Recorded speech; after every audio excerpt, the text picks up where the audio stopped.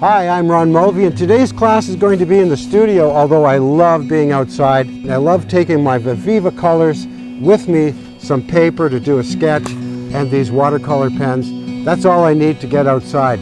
But today's class is going to be inside because I'm going to be showing you what's on the inside of this package. So welcome to the class. Let's get started. I'm very excited about these colors. We're going to be experimenting with them today. We're going to be using them on a little sketch. I'm going to show you how to do it. And rather than doing color swatches and figuring out how these work, let's move with it and just do a project and find out as we go. Here's the materials. Well, you need some Viviva color sheets, these water-filled brushes. You need a pencil, HB, and we need a permanent black marker. We need a sketch.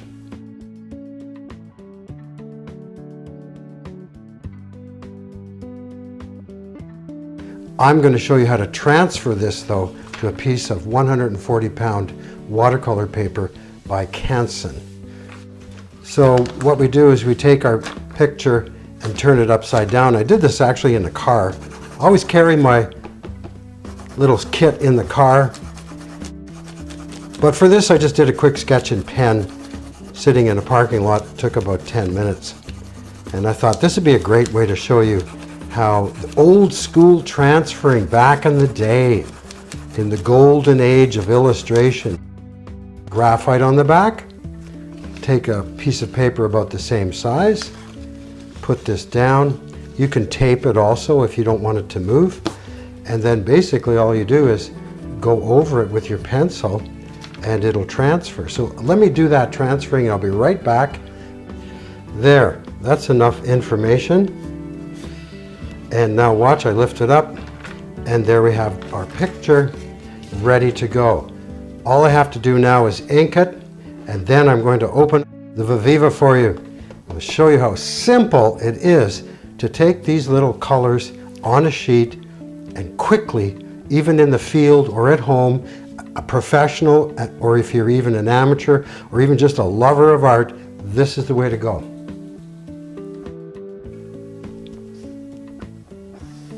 So I've gone over my pencil, put my name. In case I haven't introduced myself, it's Ron. Pleased to meet you, glad you're in the class. It was a pine tree, ponderosa pine.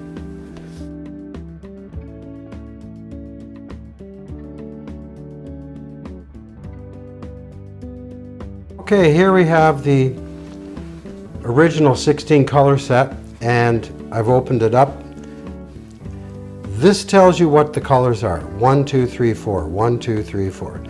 The best way is you give it a little squeeze of water somewhere on your board to get it flowing. You can see there's still some green in here, but that's okay.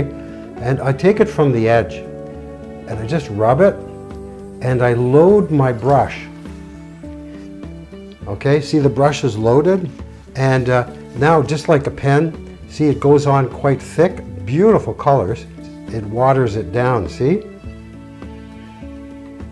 And as I keep squeezing, I can make a graded wash so easily because I'm just adding water as I go. Oh, there, Ron got it there. See that? And up here, I'm going to fade it out. And fade it up as if it was in the forest. I'm just showing you how a graded wash with this is simple. Now, it's not just the watercolor pen here. It's the actual colors. The colors are incredibly, what should I say, vivacious, vibrant. That's why we call it Viviva. Viva la color. Long live the color. There we go. Look at that. I mean, that's very simple. Remember, if you're out on the field, how simple that would be to do. Okay, I'm going to put a little shadow in here. I'm going to go with the sap green at the bottom. Once again, I squeeze my brush just to get water in the tip. Always prime the brush. Take a little bit. See, I haven't made a mess here. I've just added just a little bit. there's a few things I know about watercolors. The amount of water is very important, and that's why I like these little brushes, is you can really control the amount of water. There, I put a little dark spot in there. Maybe rub this in here. See? Let's clean our brush, give it a little wiggle, get rid of some of the green. I'm going to keep that there, and the reason being is if you have green and some blue, I'm thinking just a little bit of green in my brush with that blue. This looks more like a phthalo blue, actually. Let's get it on the side of the tree. Whoa, that's definitely phthalo blue. Okay, I'm going to probably add quite a bit of water here. I gave it a really good squeeze. That is not ultramarine. That is a phthalo blue for sure. But now I've committed to the blue tree. That's funny. It's the blue tree. It's a blue spruce. But no problem. I can change this blue into any color I want. So I'm going with the blue tree. As you can see, the tip on this little pen is fabulous. I'm going to call it a pen, watercolor pen. I mean, I think that's more like what it looks like. I'm going to move that over, and I'm doing the underside of all the limbs. I think I'll do the whole limb here. Put a little bit of strokes in there. And now I'm going to let that dry, but before I let it dry, I'm going to get a little blue sky up here. So let me just add some water to this. Oh, by the way, this is watercolor paper underneath. I like to use a sheet many times rather than putting it on a palette, because I can really judge what it's going to look like on the real paper. See, it's still too dark. Look at the amount of color. I only went in here once, and I got too much. Oh, I'm getting a little bear print there. So if you want to do color swatches, do them in relation to the painting. Okay, here I'm going to do a little graded wash from the top of the sky. Whoop, right here. And I'm just going to bring it down and squeeze the pen. Squeeze the pen. I'm going to bring it right over the green here. Oh, it looks like a hill in the background. I'll put some on here too. There we go. I have to say, I'm having a lot of fun with this. Hey, if you're not having fun, you're not using Viviva. It really is quite good. Well, that's a lot. You know what? It might take me a while to clean this brush. That phthalo blue is really strong. That's why we have, I mean, okay, these three cost me $7 Canadian. I could afford to have 12 of these, one for every color, and I wouldn't have to, I would never have to waste all this color. So that's a little tip. Let's go with this anyways. I want to turn this into more of a brown. So let's see if we can go through and find. Let's close it up. Oh, look at the warm colors are at the beginning. This, I would call this a yellow ochre. So it's number 1. Ooh, that does not look like yellow ochre. Well, it says yellow chrome. That's the yellow ochre. Okay, I'll go with that. This is the nice, but I'm thinking this orangey color is a little better. So here's what we do. Clean the brush a little bit. Take a tiny bit on the brush. Look at that. Put it in here. And let's see what happens to our blue spruce. Oh, it turns it green. Well, this is good. You know why? Because green is right next door to brown. Did you know that? Green is right next door to brown. Why is green next door to brown? Because brown basically is a neutral color. And neutral colors are a combination of the 3 primaries. So I am now going to add a yellow. So this is definitely a yellow ochre. Let's get some water on the brush, and let's take a little bit of that. There we go. That's definitely, it's a yellow ochre tending towards probably a raw sienna. Let's see what happens. So I need a little thicker, so I take a little more. And probably a little more. Now, I'm not letting these dry completely. If I let this painting dry, this layer would go over it nicely. But I'm liking what's happening here. It's definitely looking barky, if there is such a word. And we're just about finished this little demonstration. So, let me just finish this up. See the little wiggle stroke? Wiggle, wiggle, wiggle.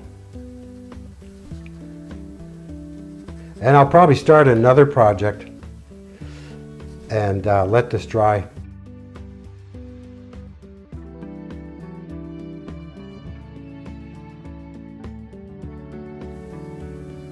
Yeah, that's nice. Very nice.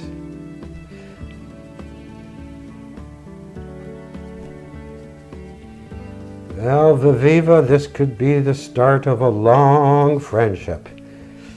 I haven't seen a good product like this in a long time. Now, granted, I think these have been out for a while. I mean, I've been hiding out here in the wilderness doing paintings and wasn't aware of it. They got in touch with me, and here we are. Hey, let's take a magenta now. Let's get a red. Let's see what kind of a red we can get here. Oh, so all the reds are at the beginning. Vermilion, one of my favorite colors. Vermilion. We're going to do little flowers in vermilion. So, woo, there we go. This is going to be pretty intense color. See? These could be like, I don't know, some kind of little leaf. The red is good because it adds a little bit of a relief to all the green. So we could say this is almost a tree that maybe is on its way out. Or the lower branches just aren't working. Hey, look at that. Ooh, let's put, okay, I'm starting to have some fun now. Take a little more. I'm gonna put these little red marks in here. Look how dark those are. Isn't that nice? I find with these colors, they dry fairly the same as what you put on. Okay, there's our little demonstration. That's our first one at Viviva Color Cards. And we'll see you in the next class, which will be very soon.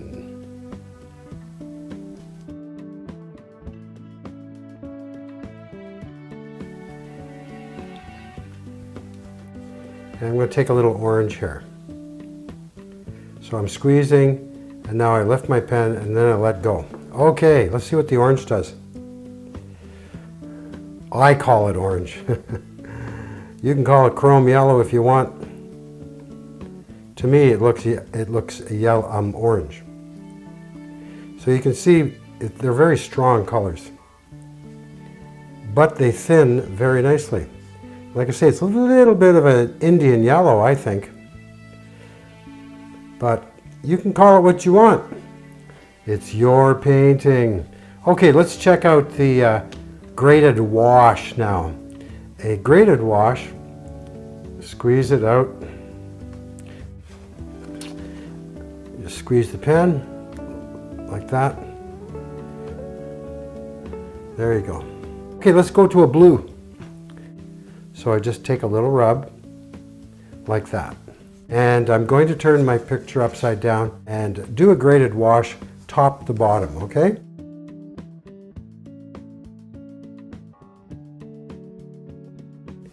Now I squeeze the brush. Just keep going down.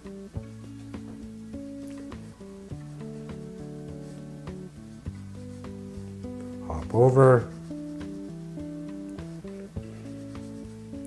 Just the slightest touch of that color. Now I know the qualities and characteristics of that peacock blue. It's extremely intense.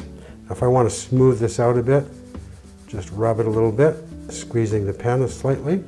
Other way. Okay, now I'll need another drop of this. There we go. And we're back to full strength. I haven't squeezed the pen yet. I think that worked really well. Now I need a little bit more here.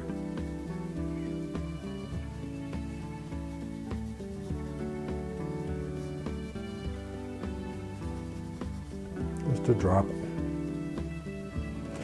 You can be putting your paints in a palette also, and that way you can just dip your pen in. I'm just pretending I'm in the field and I just have a pen, my Vivivas, and a piece of paper. That's it. Okay, let's turn this into more of a brownish color. It's orangey yellow, so let's look for a burnt umber, slate black. Don't really want that. Let's start at the beginning and see what we can do. In order to turn the yellow into brown, I'm going to need, let's go with this one here, burnt sienna. No, let's go with burnt umber. Burnt umber has some green undertones. So we'll move our painting over a little bit and let's squeeze the brush. Take a little drop of this. And let's see.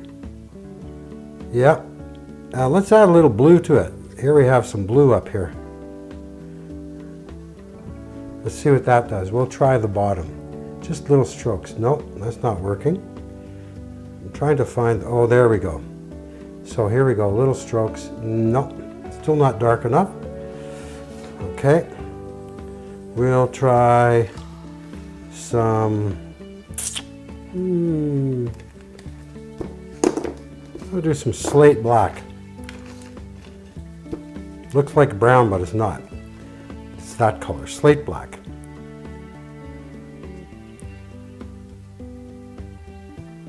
Perfect. Mix it a little brown. There we go. I'm using a stroke this time. And I'm going to stroke the left side. See the strokes? I'll leave a little bit there for the texture of the bark. Bring it right into the grass.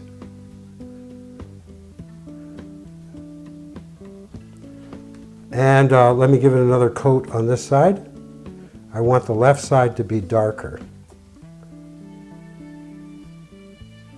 And let's go with a pure, let's go with it, just touch it like that.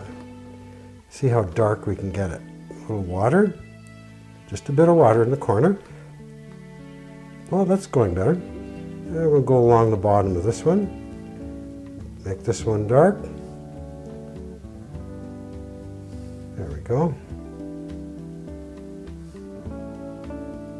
I've changed the lighting so it's coming more from this side. So let's put a little shadow in. Let's get some violet. Let's try the magenta. I'm gonna take a new brush, check it and see if it's clean. Not too bad. And let's take the magenta, try it out here, squeeze it, mix it with a little bit of the brown, and just put a little bit of a, let's pretend it's fall, autumn. In autumn, everything's golden.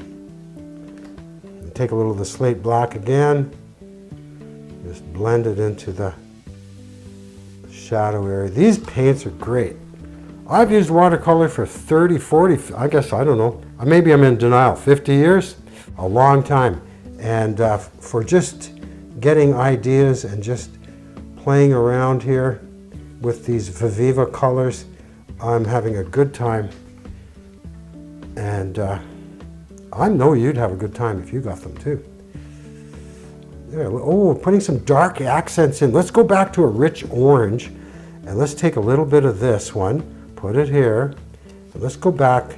Oh, let's take some, I want to do some tasty color accents. So take some burnt sienna here. Look at that. Mixed with the slate black. Now, you know, slate, oh, I've got it dirty there. Oh, that's okay. We'll just keep that side of the, I've got all this clean color here. See, look at that. Make these branches dark on that side. A little bit dark there. Adding the shadowy idea.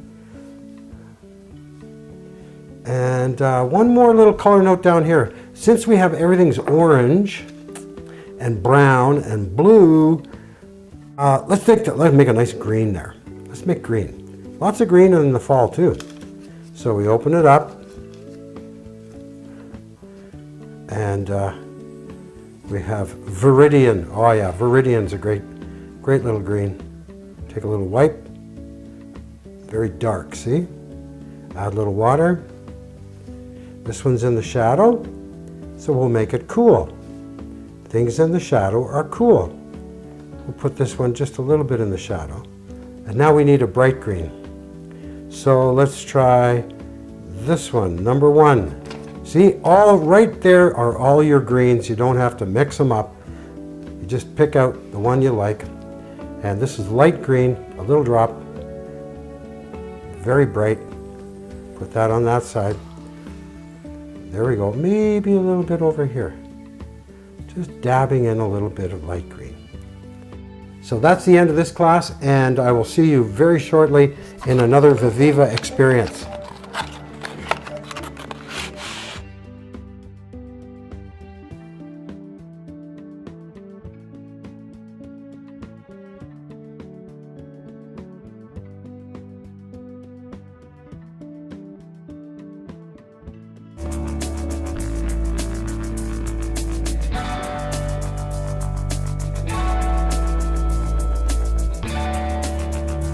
Viviva Colors.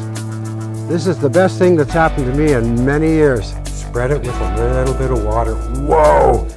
I mean, that looks like bright. Why does it look bright? Well, black around it and violet and orange. Very good color combination.